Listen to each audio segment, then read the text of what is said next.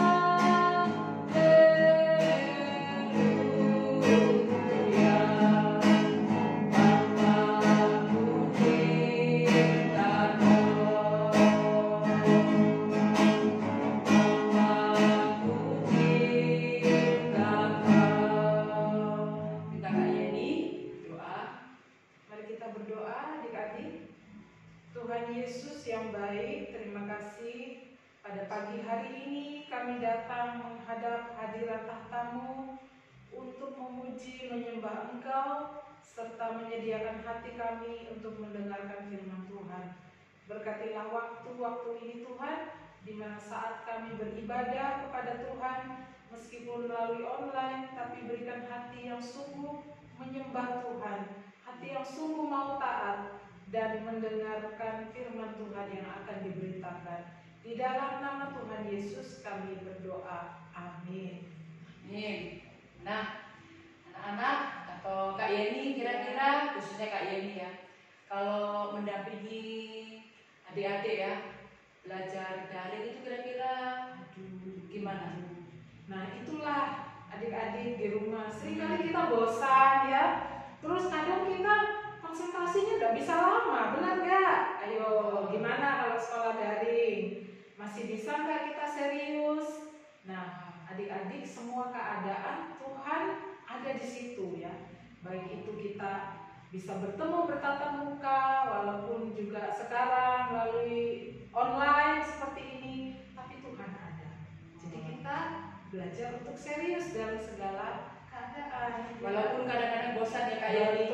Ibu sama Kak Yeni juga sekolah loh. Iya. Kadang-kadang, aduh dari pagi kita Kak ya duduk belajar, kadang bosan. Tapi itu sekali lagi seperti Kak Yeni bilang, Tuhan ada bersama kita, menolong kita. Jadi jangan bosan ya, kita harus terus belajar dan bersukacita ya. Kita memuji Tuhan dulu. Dalamnya hatiku jadikanlah.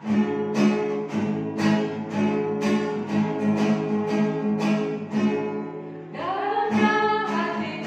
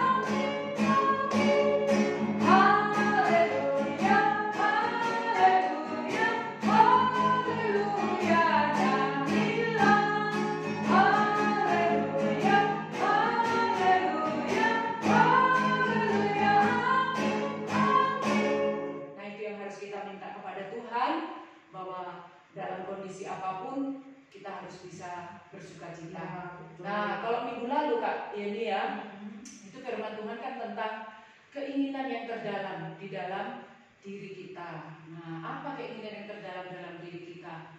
Nah, minggu lalu itu belajar tentang Salomo Kak Yeni kan ya. Salomo itu disuruh sama Tuhan, apa yang mau kamu minta? Sebetulnya dia bisa minta kekuasaan, kekayaan, tapi keinginan yang terdalam dari Salomo adalah dia minta hikmat kepada Tuhan. Ya. Wah, itu luar biasa loh Kak Yeni. Luar Kalau zaman biasa. sekarang anak-anak disuruh, kalau kamu disuruh minta, pasti minta apa? Wah, minta handphone, minta apa? Tapi Salomo mengajarkan kepada kita minta hikmat. Nah, pagi hari ini kita akan belajar penerapannya dalam hidup kita sehari-hari. Meminta yang terpenting dari Tuhan itu penerapannya bagaimana. Nah, kita akan mendengarkan lanjutan firman Tuhan minggu lalu ya. Kita berdoa, nanti Kak Yeni yang akan menyampaikan. Mari kita berdoa. Tuhan Yesus, kami mengucap syukur dalam kondisi sulit Tuhan juga ada bersama dengan kami. Terbukti sampai hari ini kami masih Tuhan berikan kesehatan, Tuhan berikan kecukupan, kami boleh belajar, kami boleh bermain, itu semua karena Tuhan. Dan kami juga boleh beribadah. Sekarang Tuhan berikan hikmat, pengertian kepada kami supaya kami mengerti firman Tuhan yang akan disampaikan oleh Kak Yeni. Tenangkan kami, tolong kami semua. Dalam nama Tuhan Yesus kami berdoa. Amin. Oke adik-adik, kita renungkan firman Tuhan bersama-sama ya. Ya, adik-adik, seperti tadi Bu Fatin sudah bilang bahwa firman Tuhan hari ini merupakan kelanjutan dari firman Tuhan yang sudah disampaikan minggu lalu. Nah, hari ini kita akan mendengarkan firman Tuhan yang temanya adalah hikmat yang diterapkan, masih tentang Raja Salomo. Nah, adik-adik di rumah yang pegang Alkitab atau ambil Alkitab ya sekarang, kita membaca bagian firman Tuhan dari Yakobus 1 ayat 5. Yakobus 1 ayat 5. Saya akan baca untuk kita.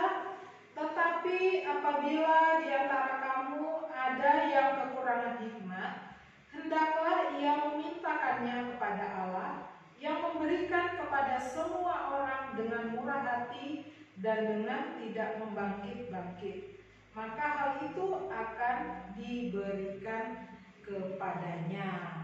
Nah, adik-adik, seperti tadi kan Ibu Pati bilang, coba kalau kalian diberikan satu kesempatan untuk meminta, permintaan itu akan dikabulkan, apa yang kalian minta? Nah, jawab ya dalam hati masing-masing. Nah, Raja Salomo meminta hikmat, sebuah permintaan yang tidak lazim. Biasanya orang meminta sesuatu yang kelihatan luar biasa, berupa benda, berupa kekayaan, kecantikan, ketampanan, atau apapun yang bisa membuat orang lain bisa terpukau. Nah, tetapi Raja Salomo mengatakan di 1 Raja-Raja 3 ayat 9 ya. Saya ulangi lagi ayat firman Tuhan ini dari 1 Raja-Raja 13 ayat 1 Raja-Raja 3 ayat 9. Maka berikanlah kepada hambamu ini hati yang paham menimbang perkara untuk menghakimi umatmu dengan dapat membedakan antara yang baik dan yang jahat. Sebab siapakah yang sanggup menghakimi umatmu yang sangat besar ini? Nah, adik-adik, pada hari ini teks firman Tuhan itu dari 1 Raja-Raja 3 ayat 16 sampai 28 yang isinya adalah bagaimana Salomo diberi hikmat oleh Tuhan memecahkan satu perkara rumit. Ya, pada waktu itu ada 2 orang ibu. Dikatakan di ayat 16, perempuan Sunda menghadap Raja Salomo dan mereka mempunyai satu persoalan. Persoalannya adalah mereka mempunyai masing-masing melahirkan seorang bayi, tetapi salah satu bayinya meninggal. Dan bayi yang hidup ini diperebutkan oleh dua orang perempuan sundal ini. Lalu singkat cerita, nanti adik-adik baca sendiri di rumah ya. Ketika itu mereka mengatakan kepada Raja Salomo bahwa mereka lah ibu dari bayi ini. Kedua perempuan ini mengatakan mereka adalah ibu daripada bayi ini. Lalu Raja Salomo diberi hikmat oleh Tuhan untuk memecahkan masalah ini. Dia mengatakan, tolong ambilkan saya pedang. Lalu pengawal mengambilkan pedang, dan Raja Salomo katakan, saya akan membelah anak ini menjadi dua, supaya masing-masing mendapat anak bayi ini.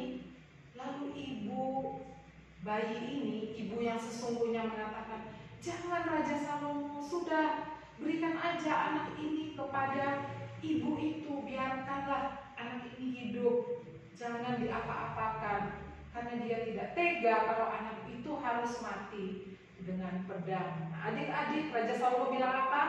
Berikanlah bayi ini kepada ibu yang melarang anak ini dibunuh, karena dia adalah ibu yang sesungguhnya. Nah, adik-adik, cerita ini sangat legendaris. Semua orang mengetahui cerita ini. Ya. Hikmat yang dari atas, hikmat yang dari Allah itu berbeda dengan hikmat yang daripada dunia ini.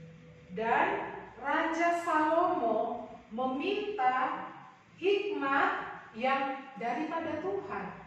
Nah, adik-adik yang dikasih dalam Tuhan, karena Raja Salomo meminta sesuatu yang tidak lazim, meminta sesuatu yang sangat dibutuhkan oleh seorang raja yang besar, yang memimpin wilayah yang besar, maka Tuhan memberikan pemberian tambahan kepada Salomo, yaitu semua yang diinginkan oleh Raja Salomo, yaitu kekayaan, saya bacakan di ayat 13, dan juga apa yang tidak kau minta aku berikan kepadamu, baik kekayaan maupun kemuliaan, sehingga sepanjang umurmu takkan ada seorang pun seperti engkau di antara raja-raja. Nah, adik-adik yang dikasih dalam Tuhan, walaupun kita masih muda ya, kalian masih muda, kita semua masih muda, tetapi Tuhan bisa mengaruniakan kepada kita hikmat.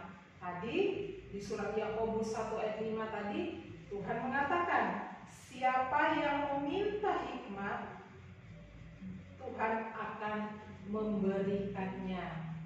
Nah, adik-adik yang dikasih dalam Tuhan, mungkin kita saat ini berada dalam situasi yang sulit. Kita butuh jalan keluar menurut hikmat Tuhan.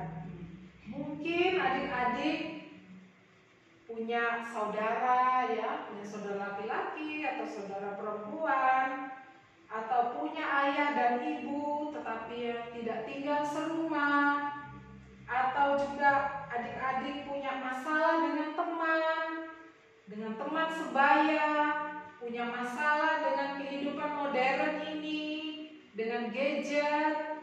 Orang lain punya gadget lebih baik, saya tidak. Terus apa lagi? Punya masalah dengan guru, dengan orang tua, dengan saudara kandung, atau apapun yang menjadi masalah kita, atau juga masalah dengan diri sendiri. Mintalah hikmat daripada Tuhan. Tuhan akan memberikan jalan keluar melebihi apa yang dapat kita pikirkan. Nah, adik-adik, tidak ada masalah yang sulit, yang rumit, yang Tuhan tidak mampu selesaikan untuk kita. Nah, Raja Salomo seperti firman Tuhan hari ini meminta hikmat daripada Tuhan, dan ketika dia diperhadapkan dengan masalah yang rumit, dia mampu memecahkan karena dia bersama dengan Tuhan.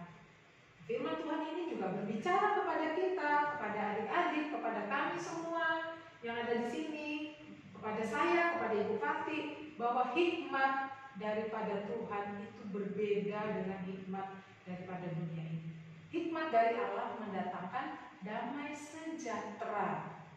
Dan hikmat itu tidak bisa kita pelajari, tapi kita minta daripada Tuhan. Adik-adik, mari kita mengambil waktu sejenak, kita berdoa kepada Tuhan. Apa yang menjadi problem, apapun yang menjadi masalah kita perlu minta pertolongan Tuhan untuk memberikan hati yang penuh hikmat.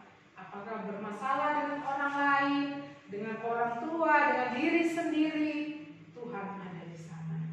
Tuhan mampu menyelesaikan semua masalah kita. Mari kita berdoa. Bapa di surga, walaupun hari ini kami mendengarkan penjelasan dari firman Tuhan ini secara singkat, tapi biarlah firman Tuhan ini boleh dicerna oleh adik-adik di rumah, dan biarlah firman Tuhan ini juga boleh menjadi pedoman ketika kami bingung menghadapi masalah kami, masalah dengan diri kami, masalah dengan orang lain, tetapi Tuhan memberikan hikmat kepada kami jika kami meminta kepada Tuhan. Tolonglah kami Tuhan, di tengah situasi ini kami diberikan hati yang bijaksana, kami diberikan hati yang mampu membedakan mana yang baik dan mana yang jahat, dan kami diberikan hikmat untuk tidak ikut bergaul dengan pergaulan yang menyesatkan kami. Terima kasih Bapa di surga, di dalam nama Tuhan Yesus kami berdoa. Amin. Amin. Terima kasih Terima Kak kasih Yeni. Bupati. Nah, Kak Yeni tadi kan katanya kita itu hikmat itu kalau kurang hikmat, Ya. mintalah kepadaku, ya kan? Betul. Nah, kita semua berarti inginkan hidup dalam hikmat Tuhan. Nah, berarti caranya tadi gimana Kak? Yang pertama berdoa. Ya, berdoa kepada Tuhan. Terus yang kedua, kalau supaya kita hidup dalam hikmat Tuhan itu seperti Daniel, Sadrak, Mesak, Abednego juga ya. Betul. Itu gimana Kak? Selain berdoa, mereka harus apa Kak? Hidup dekat dengan Tuhan. Dekat dengan Tuhan ya. Ya. Daniel itu sehari berapa kali Kak berdoa ya? 3 3 kali sehari. Itu lain dengan doa makan. Nah, Iya. jadi kalau kita misalnya ada masalah, tidak harus langsung selalu harus gini ya Kak Yeni ya. Berdoa, Tuhan tolong aku menghadapi temanku supaya aku tidak marah, Ya. supaya aku tidak mukul dia. Tuhan tolong aku. Itu termasuk enggak Kak? Iya, betul, itu termasuk hikmat. Ya. Terus ketika kita perlu sesuatu, Ya. misalnya beli buku atau apa, kita lihat orang tua kita sulit, itu pun perlu hikmat nggak Kak? Betul, iya. Perlu ya Tuhan, tolong aku kalau aku bicara kepada papaku atau mamaku supaya mamaku tidak marah. Ada berkat Tuhan, itu seperti itu ya Kak ya. Betul. Jadi memang artinya kita ini kalau mau hidup diberkati Tuhan harus selalu hidup takut dan dekat kepada Tuhan ya, adik-adik ya. Maka kesimpulan kita, kalau kita hidup dalam hikmat Tuhan, hidup kita tidak sia-sia. Ya. Dan kita yakin ya, kalau dari kecil kita hidup takut kepada Tuhan, sampai besar kita nanti, sampai tua pun, hidup kita adalah hidup yang memuliakan Tuhan. Nah, anak-anak di kelas tunas remaja, kelas besar, kemarin kan Ibu bilang ada tugas. Apa keinginan terbesar? Nah, ada beberapa yang sudah mengirim Kak. Luar biasa keinginan mereka terbesar adalah bagaimana mereka hidup mau mengasihi Tuhan, melayani Tuhan. Kita doakan nanti mereka ya Kak ya. Oke. Nah, kita akan mengakhiri ibadah kita hari ini. Nah, anak-anak yang memang sudah memiliki persembahan, siapkan persembahan, nanti dititipkan orang tua, akan diserahkan di gereja ya. Apa yang menjadi milik kita pakai, tapi apa yang menjadi milik Tuhan itu juga hikmat ya Kak ya.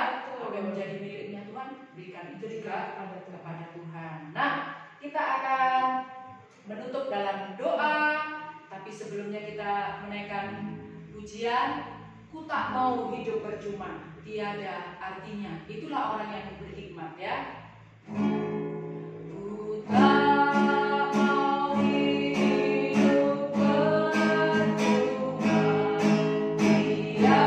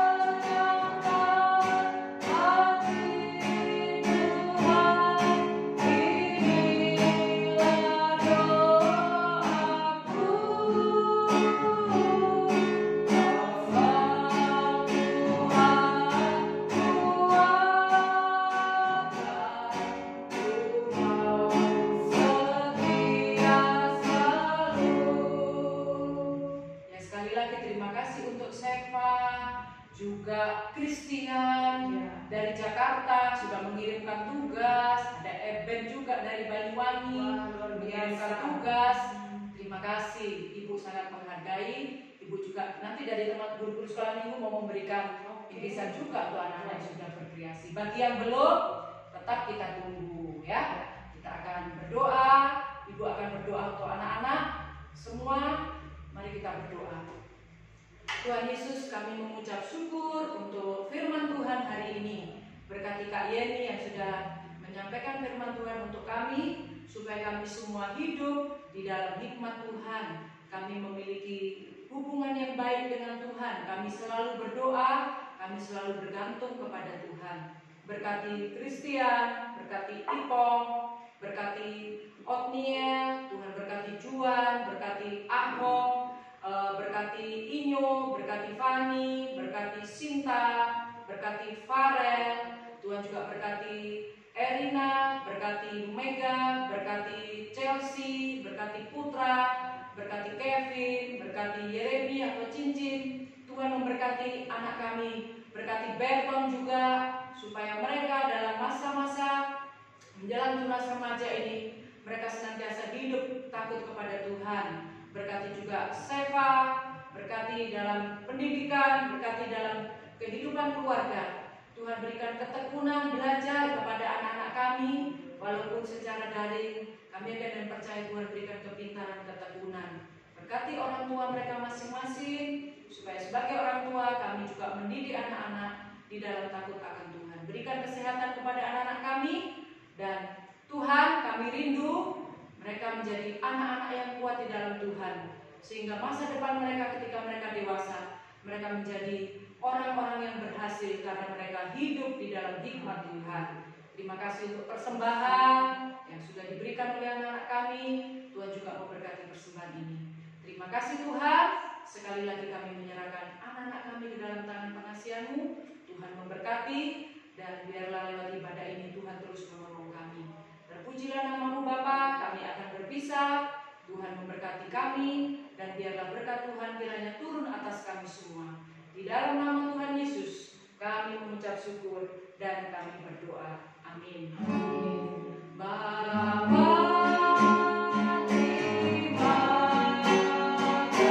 kasih. Bapa, terima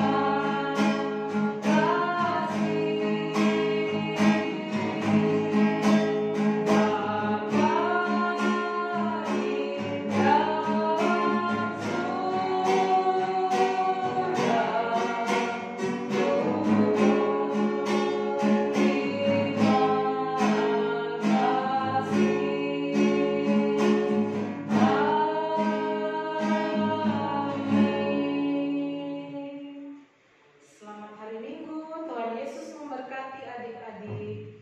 Ya, selamat hari Minggu ya. Yang tugasnya belum ditunggu ya Kak Ya, Yani, dan yang ditunggu. sudah Ayo.